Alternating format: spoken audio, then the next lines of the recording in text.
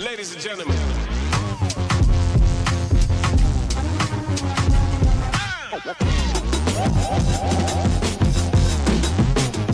You feel like you don't want to hate on the Patriots, but you want to hate on the Patriots. It's because I'm a Patriot fan. New song now. A new favorite song. Which is They Not Like Us. They Not Like Us. Yeah.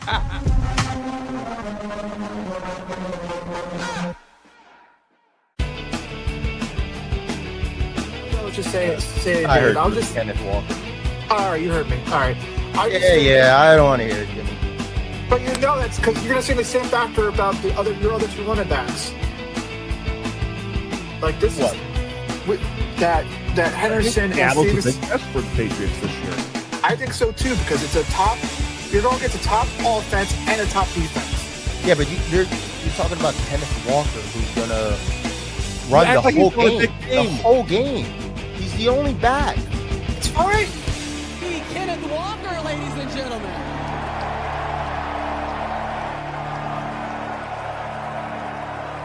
Must be nice. Must be nice. Us be nice. All right, ladies and gentlemen, we're back on the Doug Saravo Show, which is presented by Unsolicited Role Models, the role models you may not want, but you may just need. It is Dougie and Mendoza. Super Bowl 60 is officially over, which means another NFL season is in the books. Flew by 60 Super Bowls on to 61 next year. Yep. And let's get into it. It's our Super Bowl 60 recap. The Seahawks defeated the New England Patriots 29-13. Kenneth Walker III has won Super Bowl MVP. Dave, tough game for your Patriots, tough game for Drake May, but they battled till the end. Listen, at this point, you could only, as a Patriots fan, you could only be happy at the way, the season turned out, because in reality, after losing Brady, the downfall that went so fast, and, to take that 5-year layoff and come back and look like this, especially with the team that we have, because everybody keeps saying, bringing up this easy schedule. But if you actually look at the Patriots team, 2 rookie left tackles, a defense that was put together in the offseason, Drake May on a second year, Stephon Diggs coming off injury. I mean, they played phenomenal. Whether it was an easy season, easy games that they played, I think Now he admits it. I've always said that I don't care about the easy season, the easy schedule, because of the fact that we play the teams in front of us, no matter who they are. And the playoffs came. We played the Chargers. We beat the Chargers when, everybody was saying that they were a good team, that they were going to beat us. And then the excuses came out after that, saying the O-line, this and that. Then we went into the Texans. The Texans were a hard team. That defense is going to beat us down. And we ended up winning that game. Wasn't the best of games. Then you go to Denver. Unfortunately, Bo Nix went down with an injury. Jarrett Stidham had to step up. I think he played well, coming off of one game for that season. Also bad weather going into the third.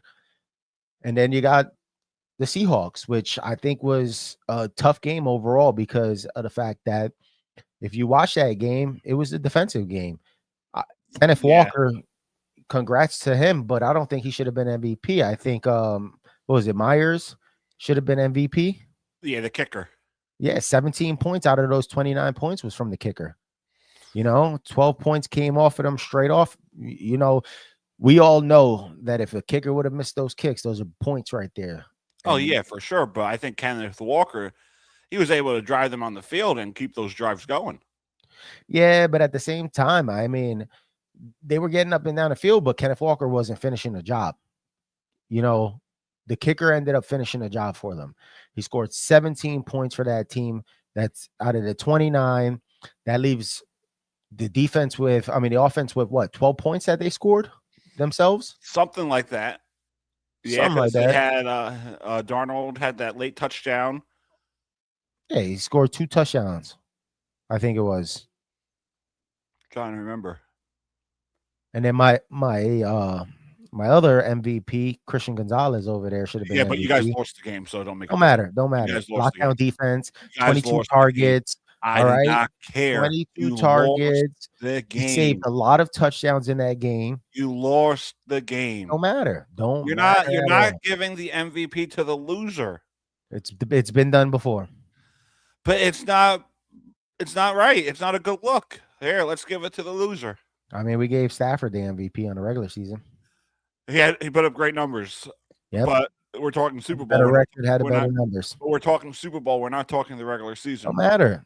Don't matter. I'm not giving the MVP to the guy that lost. It's like giving LeBron James the MVP in a finals. He lost to the Warriors. Well, if he played his heart out, yeah.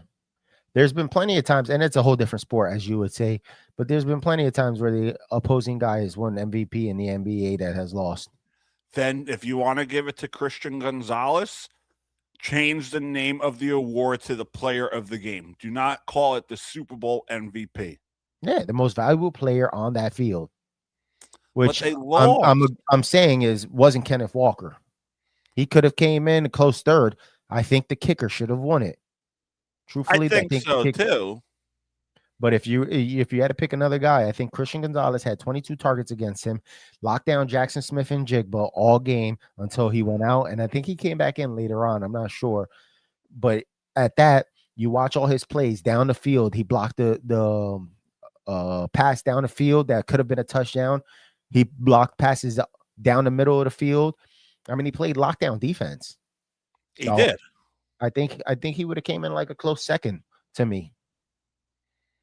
But I truthfully think that the kicker should have won that.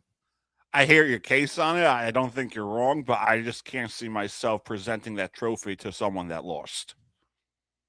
I could. If you played well enough.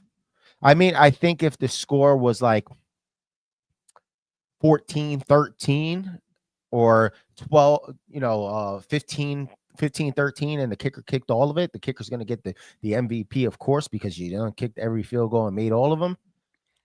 But then I would also give it to the guy on the defensive side because, you kept the lockdown defense. You didn't let them score a touchdown.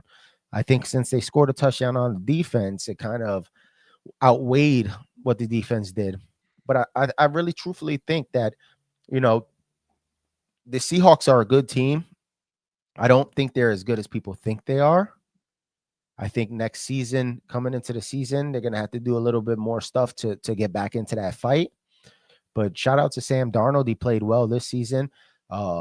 He played well last season. But it begs to differ. If you take Jackson Smith and Jigba away, does Sam Darnold play the same season? I think so. I don't think so because that was his number one receiver all season. Name another guy. He did it with two organizations. Yeah. What was the other organization? Minnesota Vikings. And who's the wide receiver over there? I think it's Justin Jefferson. Justin Jefferson. So now you take away a star wide receiver. But I don't think he plays the same. Let's be real. What quarterback succeeds without a star receiver? Drake May. He had one. No, he didn't. His main guy was Hunter Henry. Tight end. But that was his main guy. And his main guy was everybody on that field because let's not get it wrong because Hunter Henry did not step up till towards the end of the season where he had to step up. Okay. At the beginning of the season was Kayshon Boutte. Kayshon Boutte was getting all of that. Then he got hurt. Once Kayshon Boutte went down, then it had Stephon Diggs started stepping up. Pop Douglas started stepping up. Kyle Williams even had a touchdown. Ramondre Stevenson played well. Travion Henderson played well. I think that the Patriots are all around a good team. I think they need to fix stuff here and there, but there is no star number one wide receiver on that team. Diggs is coming off. Diggs is already up in age. Not that he's not playing well, but he also came off injury. Can Diggs be a number one wide receiver next season? Of course. I think he's still got it in him. But I do believe that this Patriots team, they do need another wide receiver weapon as well as another defensive weapon, which comes into the play is do they go out and get Max Crosby? There are rumors that they were trying to get him. Yeah. And Max Crosby just made a statement. He said he just basically wants to play football. He doesn't care. He doesn't want to hear it anymore.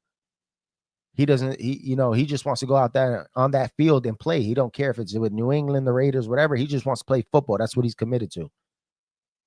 But my thing is a guy like Max Crosby, you got to give up capital for him. Yeah, you gotta give up a lot. And then you don't know how the offseason goes. You got to reconstruct contracts in New England. So it's a tough call. And then you got Brady in the background. Does Brady really want to give a guy like Max Crosby to his old organization? Who he didn't root for in the Super Bowl. Who is supposedly a Patriot for life. But now he's a Raider. He can't be biased. He's a broadcaster. He's an NFL owner, broadcaster. But at the end of the day, he's a Patriot for life. That's what he said. I guess maybe when you reflect on his career, that's what he meant. Man. So what do you think about the Seattle team coming into next season? I think it's going to be tough with that division, especially with Matty Stafford coming back. No mean to disrespect Matty Ice, but that's how I feel about Matthew Stafford, one of the best of all time. I feel like it's going to be tough for them. It's hard to repeat in the NFL. It really is. And can Sam Darnold continue this consistency? Those are my question marks. That division is tough. It truly is. And there's a lot of turnovers going on from one season to the next, a lot of changes. Like you can look at the Patriots too. Unfortunately, quarterbacks that go to the Super Bowl in their second year and lose do not return. Jalen Hurts has been an exception. So that's a question mark for the Patriots next year. But I don't know. I feel like the Rams are still the better team. I think the seedings would be different maybe if the Seattle Seahawks had to start off on the road. Who knows? They may not have won the Super Bowl this year. So I don't know. I don't see them repeating. I don't see them going back. Honestly, they could fall in that division because you still have the Niners. You still have the Rams. You still have the Seahawks. Remember, it was a tiebreaker that won them that division. But we could talk about the Rams. Matt Stafford's 38 now. Yeah. Going into this season at 38, getting up there in age. As I would say, as long as they keep a good offensive line for him, he'd be fine. But if that offensive line collapses, he's not going to have a great season. Yeah, it's going to be tough for that whole entire division. I can't pinpoint a favorite just yet, and I can't say the Seahawks are going to repeat. I can't. So, if you had to pick one team from the NFC that you can possibly see making it, who do you pick? Oh, that's the New York Giants. That's a early preseason pick. I want to say the New York Giants, but honestly, I do not think they're a bad team at all. I think they struggled throughout the year because of their quarterback position and the inconsistencies within the health. They're not a bad football team. And I want to keep you thinking on who you think I'm going with. They really finished the season strong. I could see them going back there. I could see them finally getting a Super Bowl. Who, the Bears? No, I want to go with the Minnesota Vikings.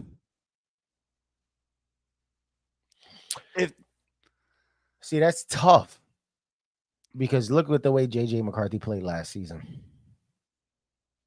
He did not have a good season at all. I know. That quarterback position is a question mark for me, but I feel like other than that, they have a really solid team. I mean, they do, but they don't. Because if your quarterback is not playing consistently well, and he's having horrible games, and I'm talking about horrible games, know.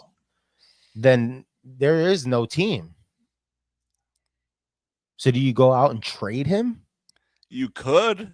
There's quarterbacks on the open market. There's a couple different quarterbacks out there. Yeah, so especially the new one coming in, Fernando Mendoza. Yeah, but he'll be in Vegas. Yeah. I don't think the Mendoza thing's a tough one for me with Vegas because Mendoza is a guy that you can start right now, but the Raiders are a full rebuild mode. Yeah. So unless they go out there and do what the Patriots did, I don't think I they don't see it. can. I don't see it. They made progress, but that's about it. Yeah, it's tough. It's a tough team over there. Ashton Genty, then you'll have Mendoza, Max Crosby, who looks pretty frustrated. Yeah, he's out the door. So it's tough. I mean, the offseason is going to be a little crazy. Yeah, it's honestly going to be interesting. So what are some key takeaways for the Super Bowl for you? Defense wins championships. Honestly, you need to have a good defense. Your quarterback is going to get you there. Honestly, your quarterback's going to get you to the Super Bowl. But to win that big game, no matter how good your quarterback is, you're going to face tons of pressure. We've seen it in almost every Super Bowl where we think that quarterback is going to win, and they ended up losing. Giants 2007, they slammed Brady. That's why they won. You know, you could throw in the helmet catch. Go ahead, Dave. Throw that in. But that defense stopped Brady.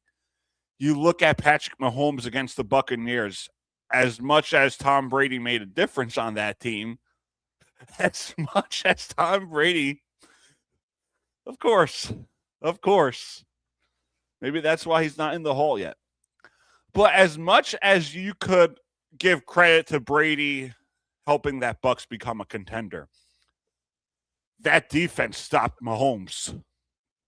Same thing, too, with the Eagles last year. That defense stopped Mahomes. So no matter how great your quarterback is, no matter how elite he is, if your defense stops him, you're going to have a good chance to win. Realistically, because May faced so much pressure, and that was not the Drake May I saw in prior games. And it's crazy because you can't fault Drake May 100%. No, you can't. That left side of the line is two rookies in Will Campbell, and I forget the other guy's name. But two rookies on that left side that were just giving up rushes. They were flying by. They put most of them, and you know, not using it as an excuse, but you gotta realize that both those left tackles had gotten hurt towards the end of the season. Yeah. Will Campbell with the knee injury. So, I mean, do you think that kind of plays into his head of, I don't want to get hurt again? If I plant a certain way, also putting the weight on your left side when you hurt your right side. I think that all played into it, and he got into his own head. It's possible, but at the same time, what's important? That's the thing is, you got to realize that he is a rookie at the end of the day, and that pressure was going to get to him. You know, it's a lot of guys' first Super Bowl appearance. Could be so the that last. pressure is big, especially as a rookie. So I would love to see him go in this offseason, do a lot more strength and conditioning out there, because I do think that he will be a great left tackle, but he has to get out of his own head and build up some more muscle. Oh yeah, for sure. I think if they're able to get that left side, because if we watch the Patriots all season, Drake May has scrambled to his right side all season long. All season. Oh yeah. And you know, no doubt. Not, like I said, not as an excuse, but at the same time, is you got young guys, you got young rookies there that are playing that left side. So guys that are in this league that know how to get off the line real quick, they blow past these guys that know how to stay smaller and, you know, force them back, get them on their toes, get them in the air, position them to a side where they're stepping and then push off on them. These are things that these rookies are going to have to learn coming in, because you got to realize NFL and college are two different things. They're two different animals. You got different styles of playing, different teams, different ways to go. So what I want to see is, I want to see this left side of the line kind of get into this offseason, strength and conditioning, work on some feet movement. And then from there, work on the small things, you know, try to get another wide receiver in there. Do they really need it badly? No, I don't think so. Defensively, could they use more help? They've looked great defensively. Anybody can use more help defensively. We always say defense wins championships. So I don't think that the Patriots are that far off. but they do have to add stuff to make it better. Yeah, I agree. So Mikey actually has a question. He says, explain to me how Sam Darnold of Seattle got no love MVP. 2 years he won 13 games, Minnesota and Seattle. I mean, it's tough because of the fact that Seattle is known for their defense. So that's always going to be a highlight for that Seattle team. That outweighs their offense, the defense. Like I said, credit to Sam Darnold. I even said it on the offseason. He's one of those guys that should have been in the name for MVP as well.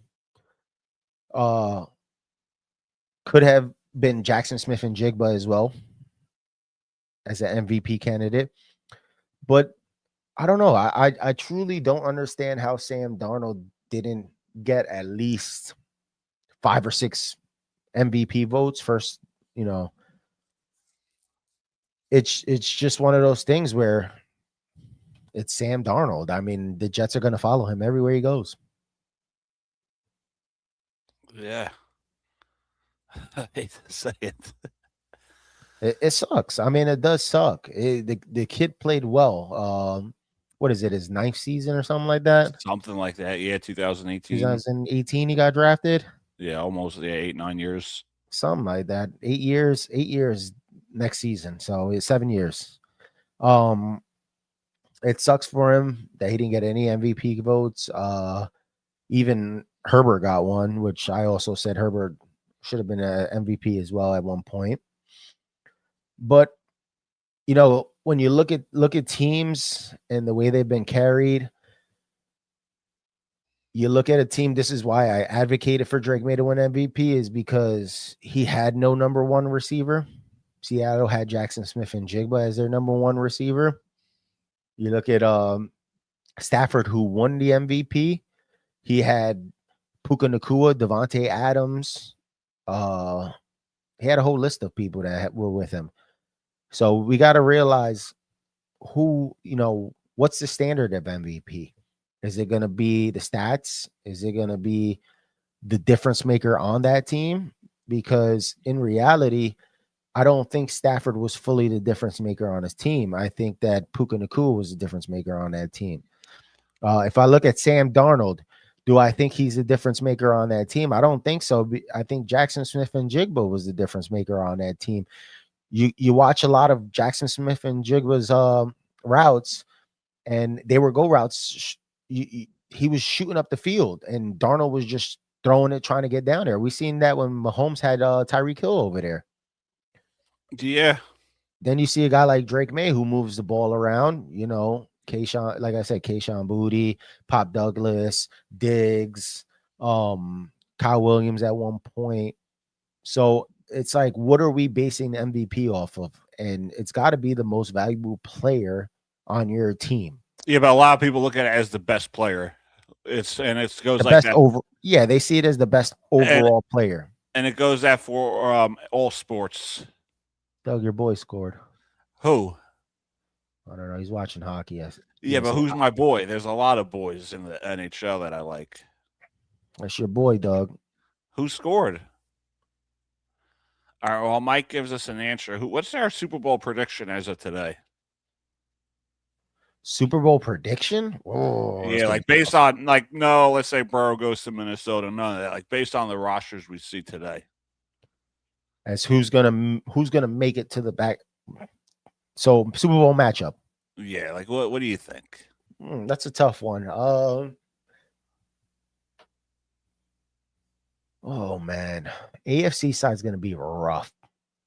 But if I had to pick an AFC side, and I'm not gonna pick my team because then everybody's gonna say I'm biased. Give me the Jaguars. Yeah, I think they could go back.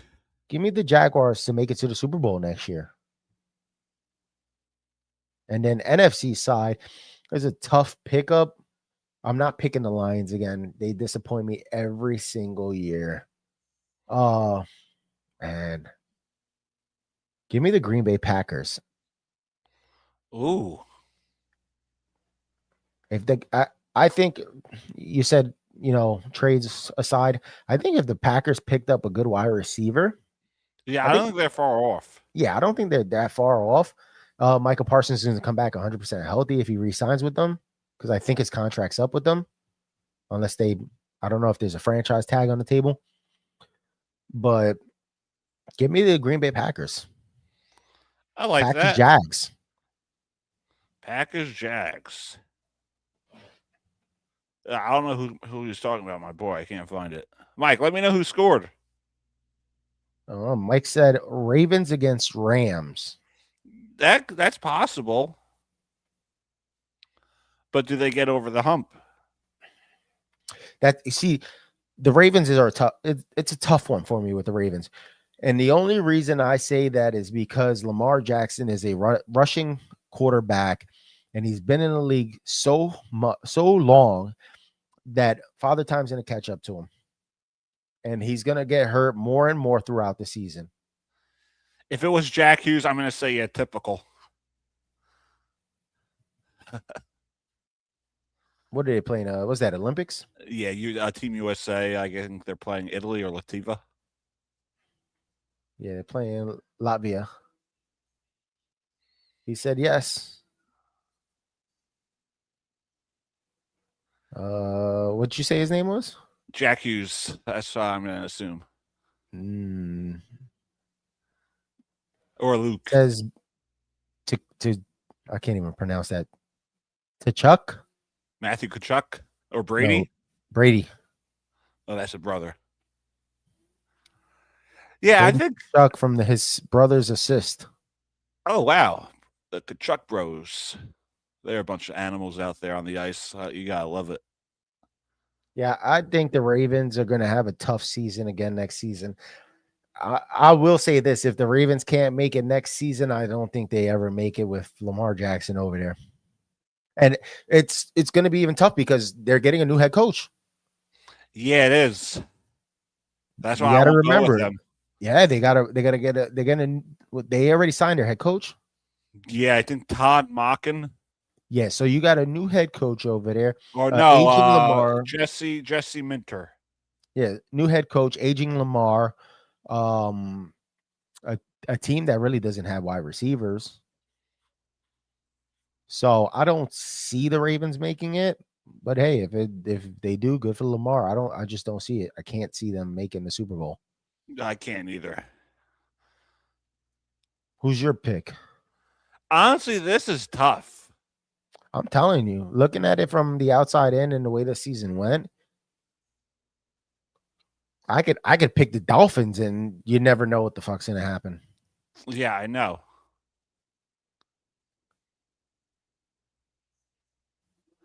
Have you seen the mock draft? Oh, it's updated?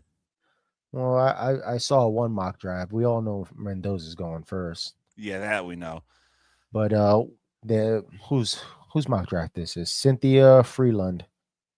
Her mock draft has one of your people there. To the Jets. Oh, Dante, one of the guys, Caleb Downs? No. Arvell Reese.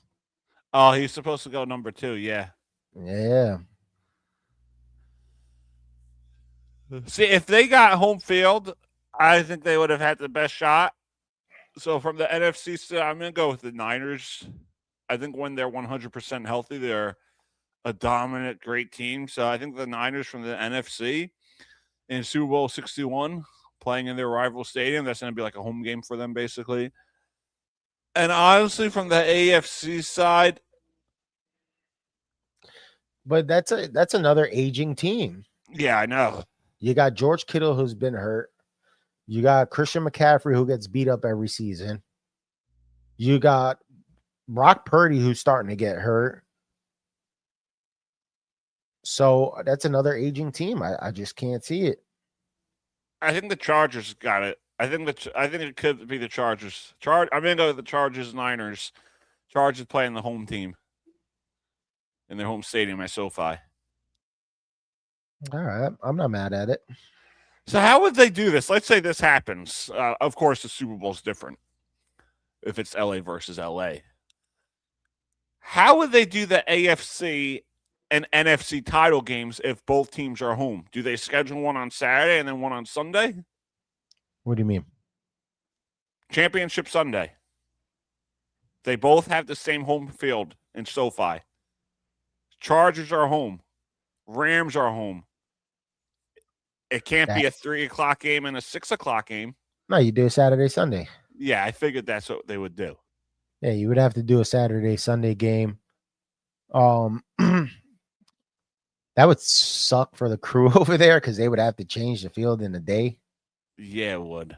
So they would have to literally clean up all the whoever team plays first, their logo and everything, and then put a new logo down. So, Nice. but I So could see it. I could see it working. Yeah. So do the Jets draft defense and then they sign Kirk Cousins, maybe also Green Bay quarterback? I assume Malik Willis. Yeah, I mean, I don't think Dave cares what the Jets do. Yeah, I really don't care what the Jets do. The Jets just have to stay healthy. At the end of the day, it doesn't matter who the Jets draft because at the end of the day, they have no quarterback.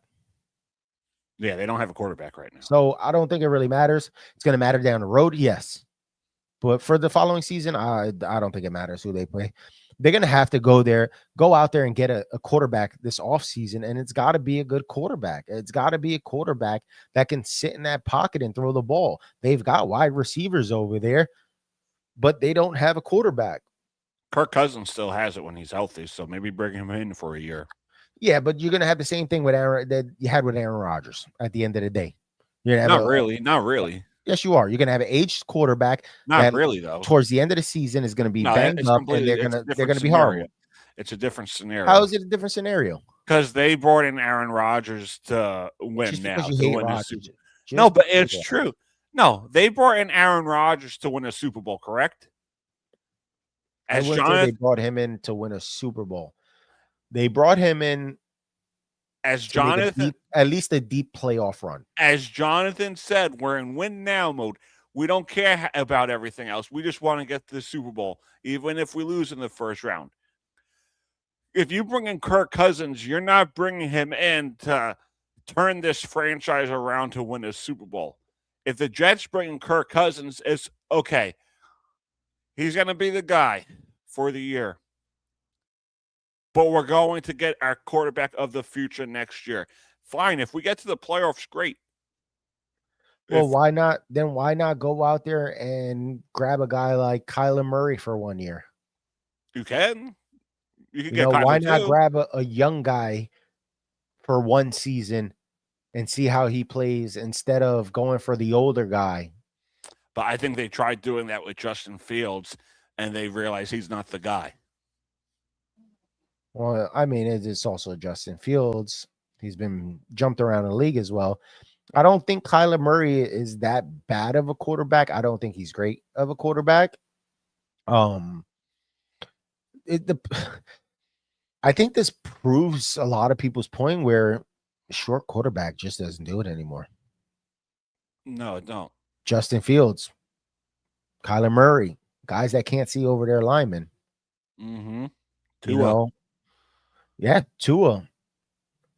You got guys in that backfield that can't see over these linemen, so they have to rush outside the pocket or fall back further and throw the ball. So when they drop back, they're if the blitz is on, they're losing 10, 15 yards. I agree. So who do you go after instead? Do you go after another quarterback? Do you go after Mac Jones? You can. Because I believe Mac Jones's contract is up as well. It is. He has potential to be a franchise guy. Exactly. He showed that he played well with the 49ers when Purdy went down. Yeah. And I think when I had my show, Dougie and Espo, years ago, and we did our mock draft, I think I actually had Mac Jones going to the Jets instead of Zach Wilson. So you never know. So, but I just think it's a different scenario if you bring in Kirk Cousins compared to Aaron Rodgers. I think if you bring in Kirk Cousins, no Jet fan is going to say, hey, we're going to the Super Bowl. I'm going to try and find the post of free agents. I had sent it to my group. Yeah, I think Fields and Murray's going to be the same. It's the same scenario. Don't make a difference. Where is it? I think Cousins could at least change that locker room. I think Cousins is the guy for any veteran team. But yeah, I think Mac Jones, if you can't draft someone, I think Mac Jones has potential to be the guy. He's only like 26, 27. Let's look up top free agents. But I don't compare it to the Aaron Rodgers situation. It's completely different. You brought in Rodgers to win. You brought in Rodgers to win now. All right, we're going into the top free agents. Let's go down to the top 10 at least. Let's go down. Up. Okay. All right. And if you're just joining us, this is Dougie and Mendoza. We've gone over the Super Bowl. Seahawks defeated the Patriots 29-13. Dave was brokenhearted on Sunday night. Right. We gave our Super Bowl 61 predictions. We're going over free agents, and then we're going to get to what team could do what the Patriots do. What team next year could do what the Patriots did this year? I'm going to rattle through the top 10 free agents coming into next season. We got George Pickens, who's people are saying he's going to receive the franchise tag. He will. Then you got Daniel Jones. My guy. Everybody says he re-signs with the Colts. I don't think so. So that's a team that, the Jets can try and go out and talk to. Do I see it? You know what? To play on that turf again? Do you go out there and you try to get Anthony Richardson from them if they're going to go back to Daniel Jones?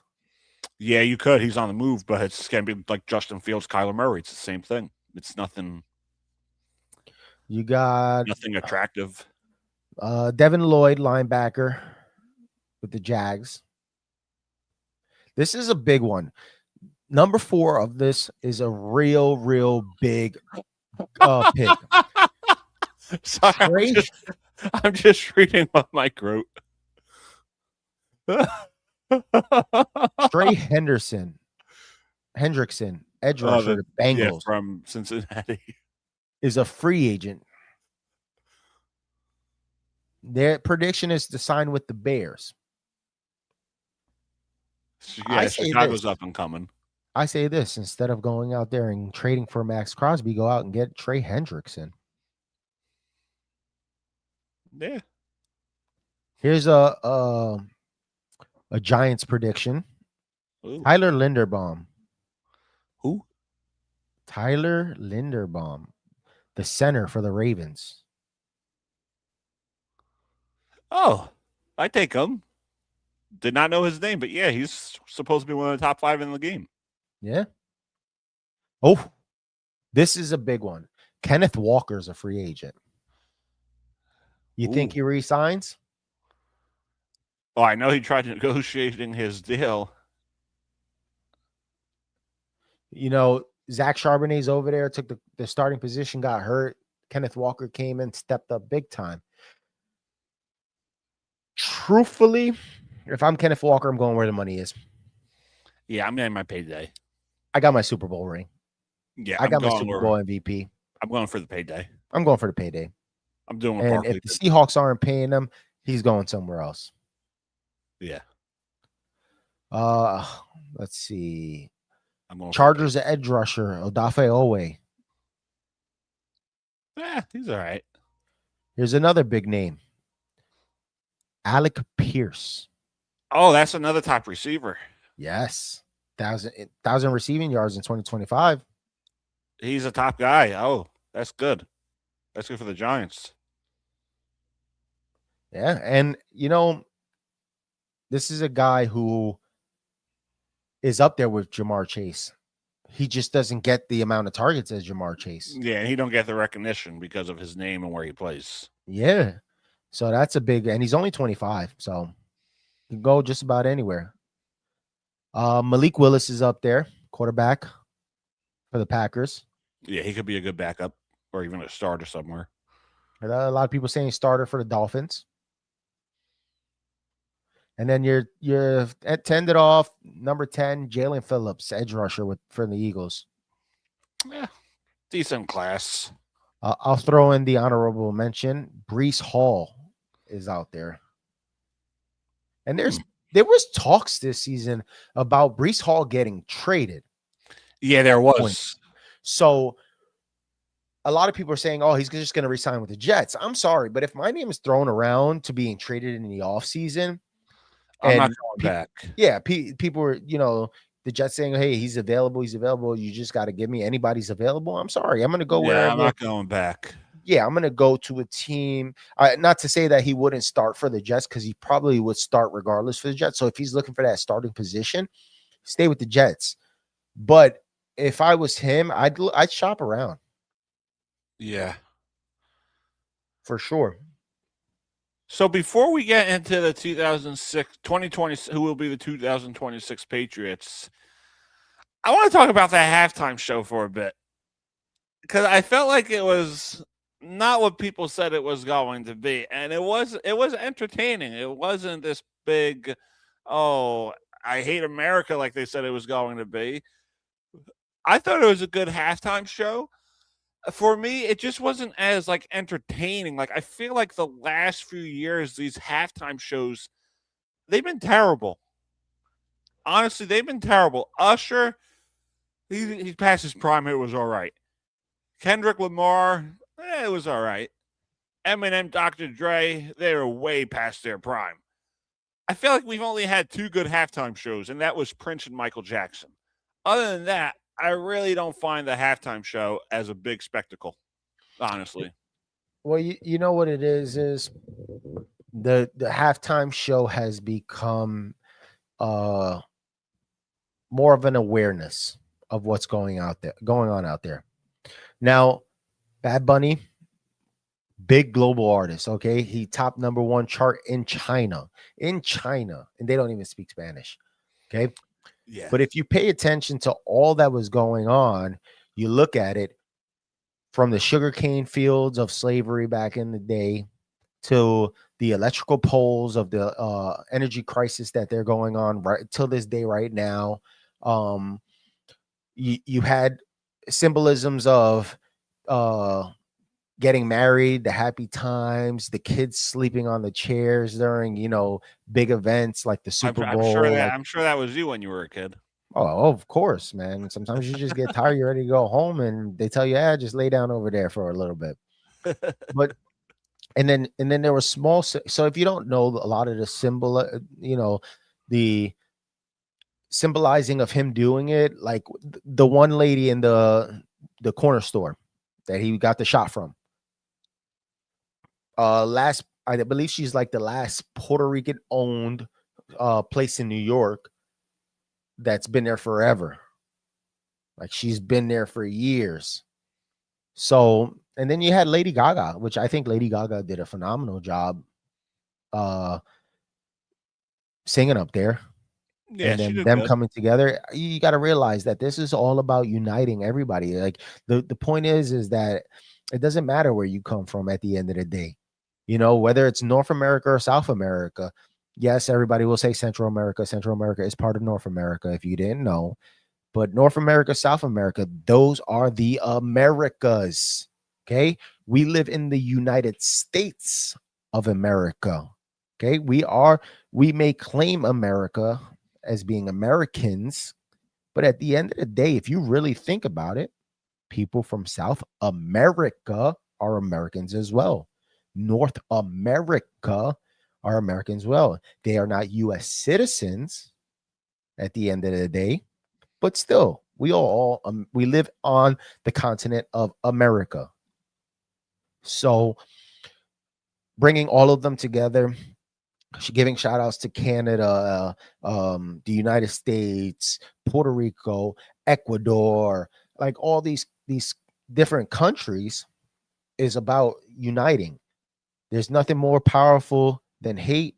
More powerful than hate is, what is it? Nothing more powerful than hate is love, or something like that. So I think, I gotta look it up. I know. I forget what it is. But still, like, you gotta realize that these halftime shows, yes, they're there to have a good time, have a dance. But as a football person, what do you care? You're there for the game. You're there for the teams. You're there to support your team at the end of the day. You're there to watch these guys, So if the halftime show really bother you that much, then go watch something else. Go outside, have a drink. Go outside, have a smoke. Do something else besides that. The halftime show was basically put there to entertain people. And whether it's Spanish, English, German, Japanese, Korean, they're there to entertain. And don't be surprised if next season we get a K-pop artist. Oh, great. Listen, these are the times we live in. I don't mind it, but I hate their songs. You know, one of the biggest songs this year was from K-pop Demon Hunters movie. Yeah, is it Golden? Yeah, something like that. Oh, I hate that song. Hey, biggest song of the year. Yeah, I know. You got Bad Bunny. Listen, I'm going to tell you this. All right. Bad Bunny did not have to take this. Okay. He won a Grammy. He won multiple Grammys. Okay. He is on tour right now. He's the biggest artist globally right now. Okay. Most artists that do this, people don't realize that most artists that do this are artists that have passed their prime, have retired from the game, and do it because at the end of the day, leading up to the Super Bowl day, and after the Super Bowl, they will get their plays. Okay, whether it's Spotify, Apple Music, they're going to get their plays, and that's how they make their money again. They generate income. So did Bad Bunny have to do it? No. Oh, no, he didn't have to. But at the end of the day, if you look at it, he did it for a cause. He did it for a reason. He wants to try and unite the people.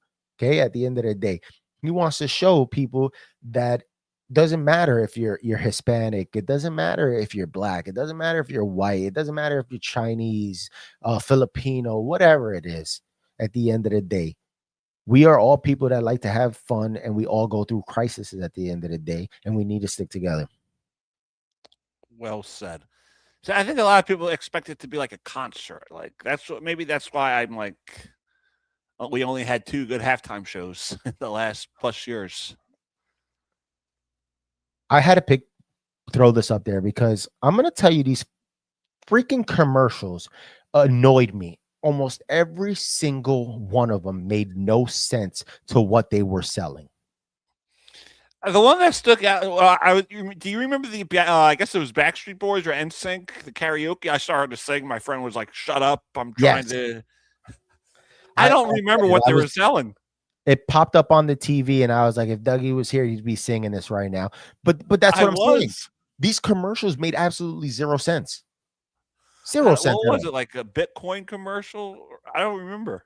I can't remember it. It was horrible. Like the way they set up these commercials and then the execution, it had nothing to do with the product that was being sold. Yeah, like the only Super Bowl commercial I remember in the last 10 years or so was the Super Bowl babies, where the babies were singing. They were talking about how their parents conceived them when their team won the Super Bowl.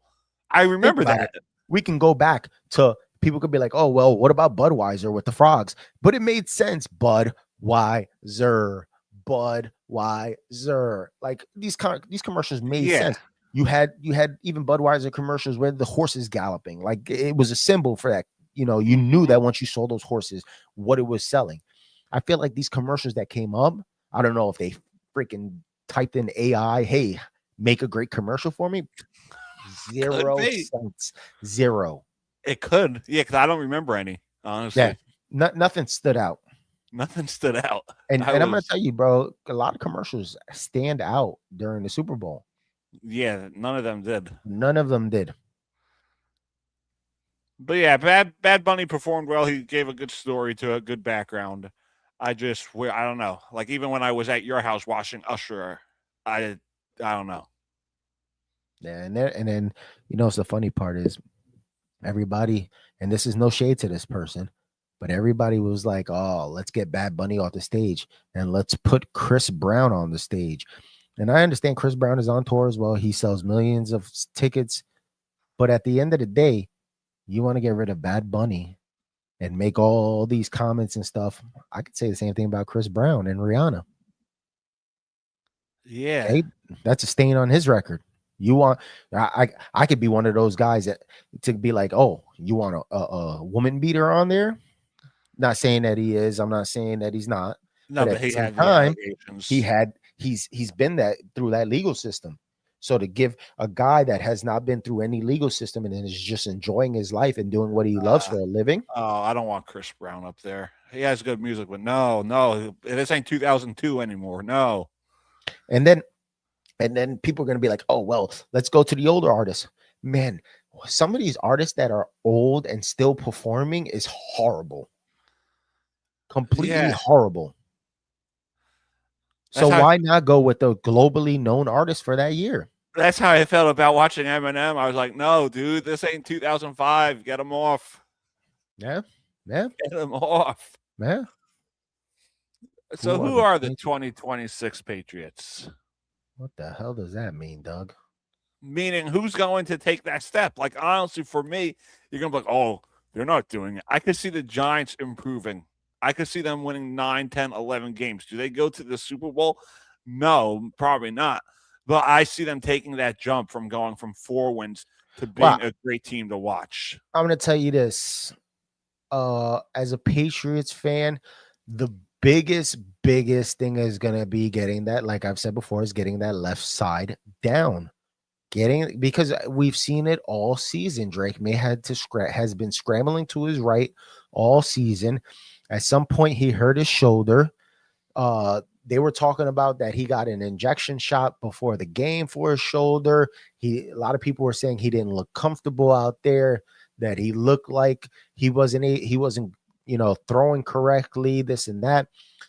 No excuses at the end of the day. He still had to go out there and he still played as hard as he could, whether it was with injury, without injury. We went so far into over 300 days into the season. I truly think if the line can hold that, those defenses a little longer, they will be a better team, because we've seen Drake May in that pocket when he's able to sit there, throw perfectly thrown balls down the field. So it's gonna come down to that offensive line. And I'll end on this note too. I think the Colts are a lot better than what we saw last year in their collapse. So if they could stay healthy, if Jones could come back healthy, if they do re-sign him, or even they get like a better quarterback, I think the Colts could be that team to come out of the AFC. I think the Broncos take a decline. I do think they do take a decline. But yeah, it's going to be a nice NFL season again next year. We'll see what we're going to get out of it. Truthfully, I don't see the Patriots declining. I could only see them getting better from here on out, because they're not a horrible team. They're not losing much pieces. They're probably going to reconstruct a lot of their contracts. They are a smart organization when they're doing this. Vrabel is over there. He has the helm, so he will know who needs to go and who needs to stay. So I don't see them getting any worse. I can only see them getting better at this point. But the way they're playing right now, it's going to be tough next season if the line can't hold it together on that left side. And that's a terrible division. So I think the Saints could honestly take a big jump too. Maybe Atlanta too. Yeah, I think they could take a big jump too. Yeah, I mean, we'll see how Tyler Shaw plays next season. Hopefully gets his that starting position and starts the season. But the Saints are a confused organization. Okay. They have a quarterback that can go out there and he can play games. He can, show stuff. But then when you got guys like Alvin Kamara, who's a star, has been star of that team for years, and not get the ball as he should have gotten that ball, you kind of ask what's going on over there.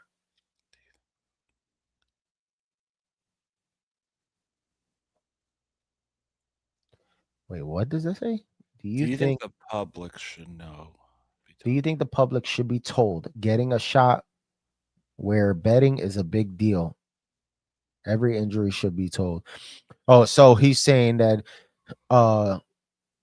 should the public be been told that Drake May got his I'm guessing got his shot in his shoulder, because that is a big thing.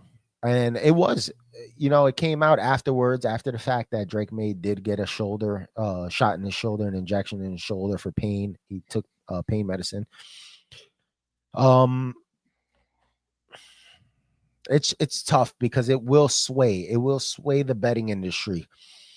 And we've seen it before, though. We've seen where they have told us that a player is injured and they still win the game. Yeah, I don't know. I don't think it's a big deal. Yeah, I don't think it. I think it wasn't as. Listen, it's a business. I don't think the Drake May injection was as big as everybody thinks it is.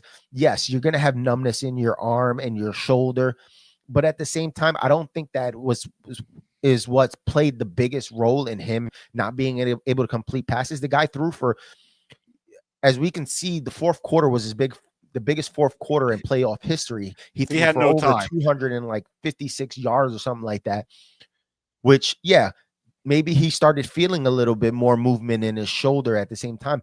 But if he would have been able to get that pressure off of him and the line would have held him and he sat in that pocket, I think he would have felt more comfortable trying to throw those balls.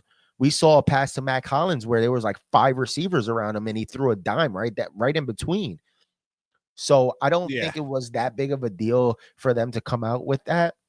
I do think that the offensive line took more of the grunt on that. But at the same time, there should be, if we hear it throughout the week, okay, this person hasn't practiced because of an injury. He needs to practice the next game. So it is being told that these players are hurt. But at the end of the day, we can go all the way to Wednesday, Thursday limited at practice, Sunday game time decision, and then all of a sudden a guy like Kenneth Walker, if he's hurt, oh yeah, limited all, didn't practice Wednesday, limited on Thursday, then Sunday he comes in and rushes for 200 yards. So is it going to sway? Yes, but is it going to sway in your favor at the end of the day? I don't think so. No, I don't think they should tell us. It's a business, and you decide to bet. You decide to bet. It's disclosed to the NFL at the end of the day. When you throughout the week, you're knowing that certain players are not practicing. You're being told that they're limited at practice if you actually dig deep into it. So they are informing you about these players and their injuries. But at the end of the day, I don't think it really matters when it comes to game time. If these guys are shot up with painkillers or, ankles wrapped with tape tight enough, they're going to go out there and they're going to perform to the best of their abilities. Oh, yeah, for sure. All right, Dave, before we let you go and wrap up, do you have any final thoughts from this NFL season or anything in general? Well, I'm going to say this, and I'll bring up my Patriots. I'm glad with the way the season played out, regular season. I'm not excited with the playoffs, and a lot of that's due to weather. We saw the Denver game, we saw the Texans game. But this is a step in the next level. Like, I mean, if next season the Giants do the same thing, you got to be excited for that. I have a feeling we are. But that's what I'm saying. You have to be excited for that because that shows progress. We're not sitting back here like the Jets, okay, like the Dolphins.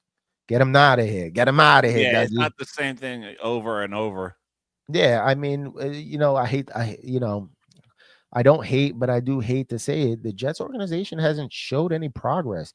You look at the Patriots, they showed progress. You look at the Broncos, they showed progress. You even look at the Bears, they showed progress. The Jaguars showed progress this season. I'm gonna say this though. I think we've come to the end of that whole Mahomes dominance.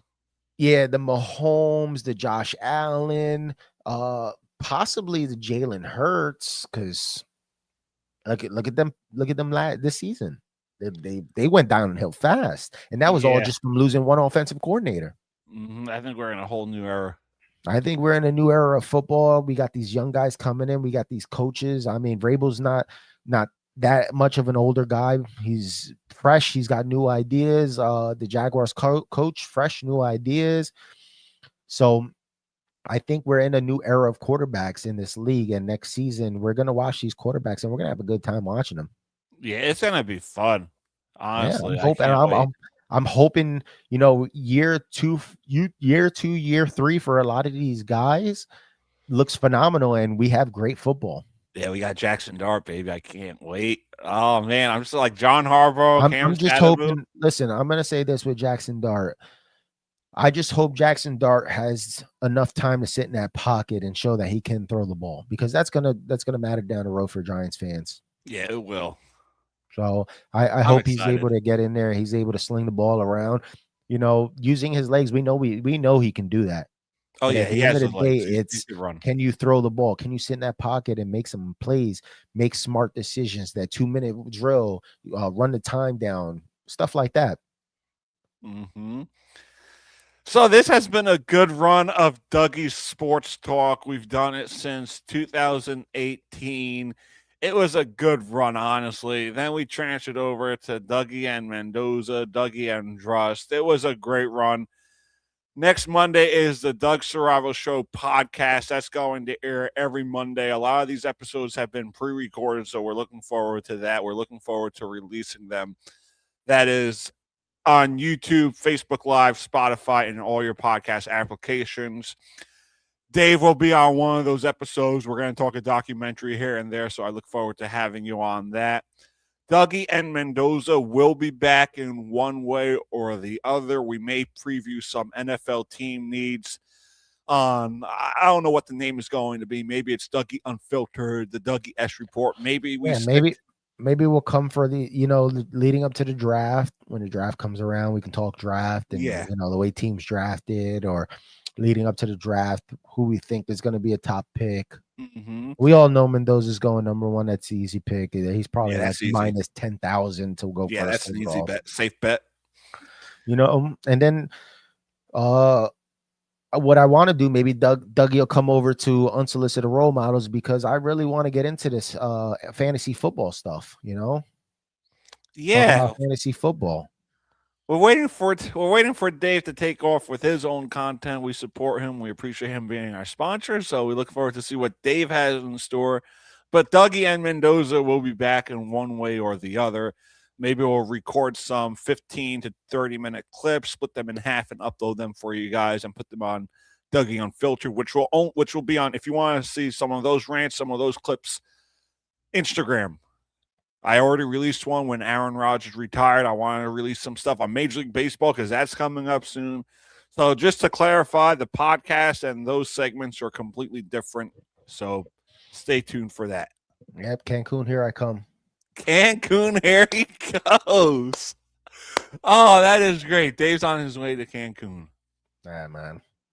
All right, as always, everybody, thank you for watching us. Thank you for supporting us throughout the year. Jonathan Ramirez, James Drust, David Mike Mendoza, Steiner, and myself. Yeah, Michael Steiner gave us Steiner's Corner for the year. That was great. We hit some parlays. We lost some parlays, so it was all in fun. I don't think I've ever lost a bet this season. I don't think. I think you came out. You came out clear. You got the wins. Yeah. We had one parlay, and then Jimmy picked the Titans. Yeah. We did hit, I think, 2 of them. Yeah, we hit 2 of them, which was good. That's fun. All right, everybody, we'll see you next time, and enjoy your summer. Football's over. Baseball starting. Yeah, let's go Rays, baby. Yankees bringing it back. I don't know why. Must be nice. See everybody next. Well, here's the thing. This is what I'll say. So what? How about that? Let's just. I'm gonna build a school. I might be crooked enough to say I'm gonna have my cousin build the school. I don't think either. Both are important. I think to me, it all goes back to that. I think he prefers to be called Johnny Manziel. Change. He's going against the machine. Honestly, the machine is really now everybody that loves Billie Eilish